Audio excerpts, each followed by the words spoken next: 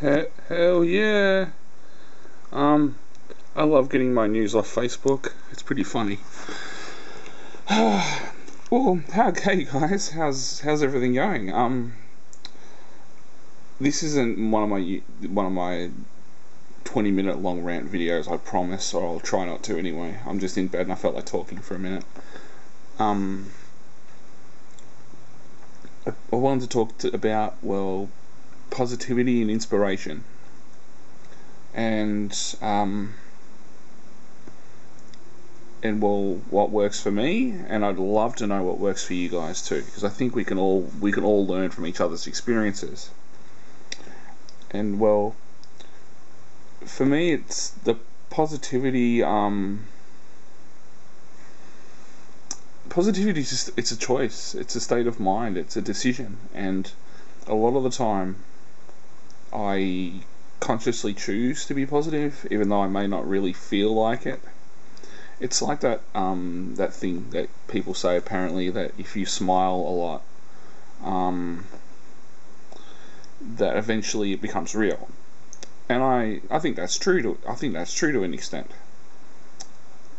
Though I suppose the problem with having bipolar, and especially with the depression, it's very hard to trick yourself into being positive when things are really dark.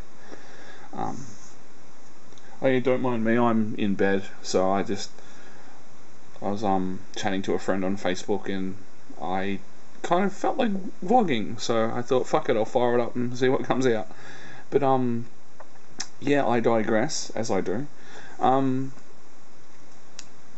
Because for me, one of the keys for me to keep my head above water is to, well, don't sweat the little things, the things that you can't really control, because sometimes things take time, and sometimes they don't. Sometimes things just fall into your lap, and learn from every experience in your life.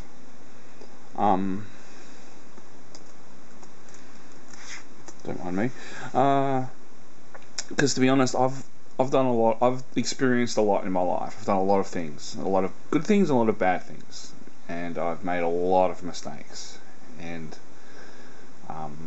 I've learnt an awful lot about who I am through the mistakes I've made, and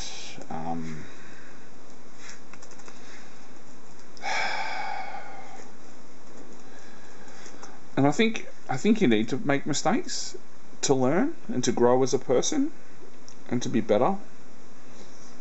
And I think in society there's this gigantic obsession about perfection and image and all the other little stigmas that come from being different. And well, because for me, and I can't make assumptions for how you guys feel, but for me, my biggest enemy is myself, because I've never really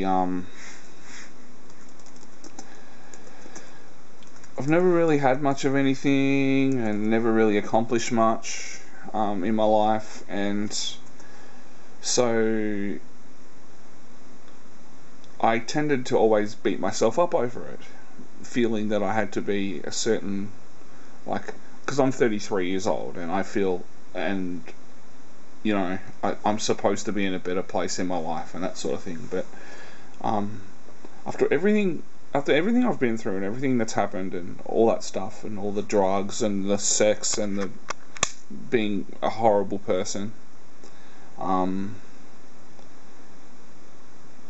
it's kind of, the way I look at it is that in a way it's kind of a miracle that I'm alive, because I tried awfully hard to not be alive. And so for me it's like, and that's just one of the things I'm grateful for every day, even when I'm depressed and I can't get out of bed, or I can't leave the house, or I can't tolerate anyone looking at me or thinking ill of me or any of that type of thing. I'm always grateful for that, that I'm alive. Because, well, when things are terrible, they're terrible. But when you have love in your heart for yourself and for those people around you, and I'm not talking about romantic love, but just love. And love is the most amazing thing in the world. But it also makes us incredibly stupid. It makes us tolerate things in people that we wouldn't put up with from anybody. It makes you tolerate being disrespected and treated badly and being used and all that sort of thing. And I've don't mind me. And I wouldn't be where I am now if it wasn't for all the other stuff that I've been through. But yeah. So in terms of keeping my head above water, it's really about, well, being positive. It's about aiming high but not aiming too high, because I tend to have sadomasochistic tendencies. Like I fall for girls I can't have, and I tend to aspire for things that are way, not like almost unrealistic. But I am an idealist, and I like to aim high. But what I've learnt is that you can't, if you set the bar too high, unrealistically high, in a way, that sort of attitude was the same as with my attitude with falling for girls that I couldn't have. It was a way to, another thing to beat myself up over, that I wasn't good enough, or that I wasn't talented enough, or that with girls and stuff, like that I wasn't what the other guy was, or I couldn't give the girl, and I'm not going to name names, but I couldn't give her the life that I felt she deserved, and I couldn't do you know what I mean? Like, just reasons to be rough and hard on myself, reasons to punish myself, because it was easier being alone and being a failure when everything I tried to do I failed at, or I'd not necessarily failed, but didn't have the outcome that I wanted. Because in my own way, I'm my own worst enemy. I still am. I'm still an addict. I'm still me. And I think I've learnt through reading about addiction and reading about all sorts of other things, that I think I'll always be that way. Because look, I love to drink, and I love doing drugs, and I love fucking, and I love all these other things in life that were really just unhealthy habits for me. Because and that's why sometimes I think I struggle with trying to, well, give up smoking cigarettes and giving up, like I don't smoke pot very often anymore, and I could occasionally do, but not like before, where I did it like all the time for years, like literally years. And I think that's a big reason why I've got all these mental stuff going on. Like, I don't think smoking marijuana brought on my bipolar disorder, but certainly didn't help. But that's the thing where I, like, because I don't regret the past. I don't regret all the bad things, and I especially don't regret the good things. Because I've got like, people who read my blog and even watch my videos on YouTube and stuff might think that my life is terrible, and I suppose in the past, in a lot of ways, it kind of was.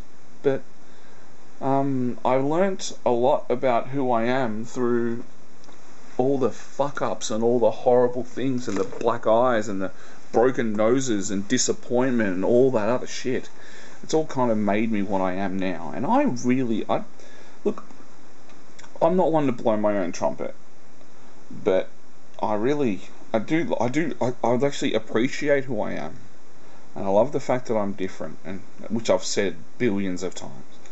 And I genuinely believe it. Though what it is, I can believe it, but I find it very difficult for other people to believe it, if that makes sense. Because I've reached a point now where I'm learned to be comfortable with who I am. I've learned to accept who I am. But for other people too, it's a bit harder. Because in order to allow someone to accept me for who I am, I have to be able to be who I am around them. And for the most part, I usually always am. Like, I've got people in my life who I see, and I've got some good friends, and I've got some bad friends. But there are people in my life who really enrich my life and make me a better man by them being a part of my life. And I don't always have the willpower to control my darker urges. Like, I was manic as hell last week. Was it last weekend? No, weekend before. And like, I was manic for about 5 days. And halfway through the third day, I was ready to just go out and get blotto drunk and just go out there and shag and go crazy. And I texted my dear friend Jess, and I told her what was going on, and she talked me down. And that's why I love her to death. And I just appreciate the people who I have in my life.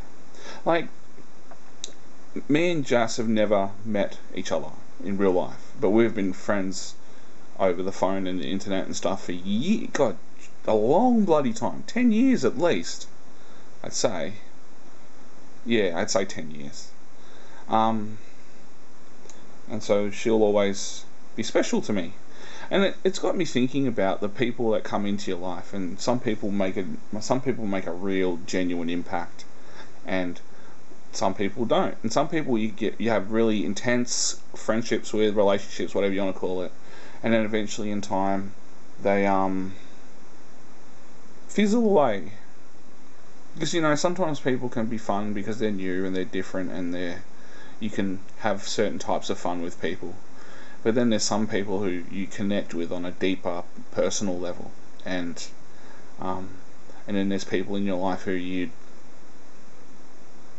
like. I'm not saying I idealize people, but I suppose I do. But and really, there's some people in your life who you kind of wish you could have more with, whether it be just intimacy or closeness or a deeper friendship. Could be all of the above.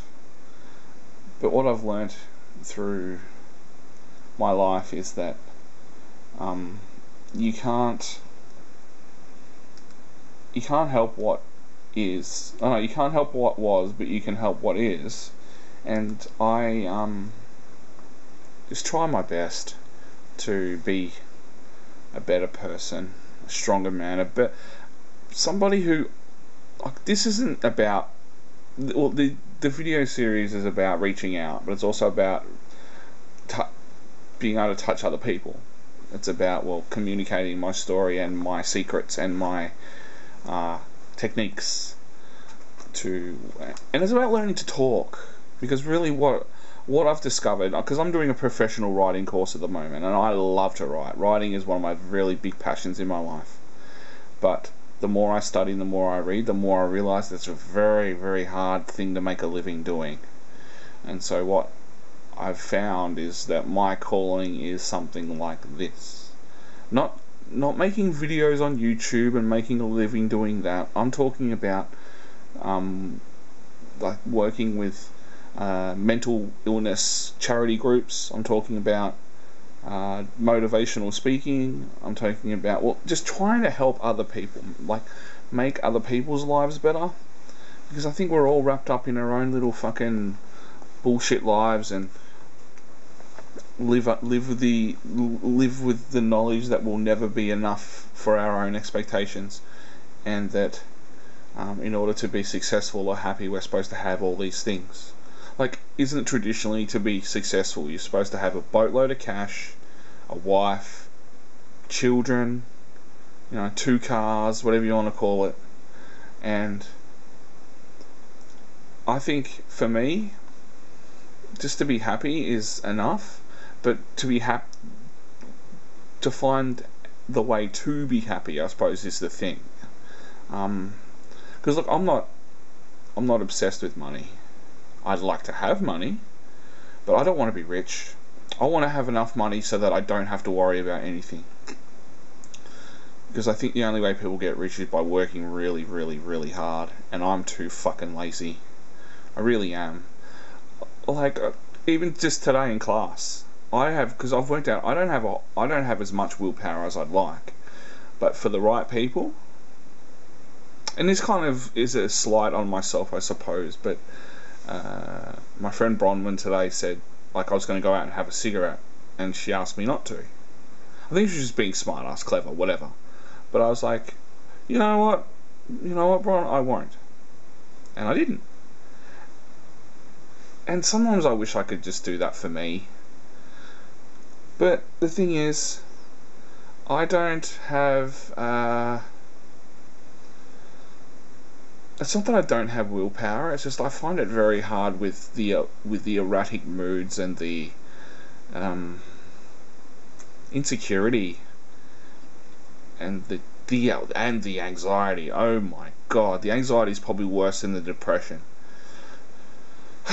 But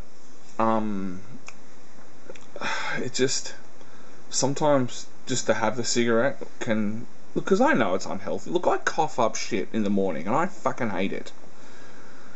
But it's, I can't explain it. It's because the more I think about it, the more stupid it sounds. And but yeah, just, I don't know. This video had a point when I started, but now I'm just ranting on about God knows what.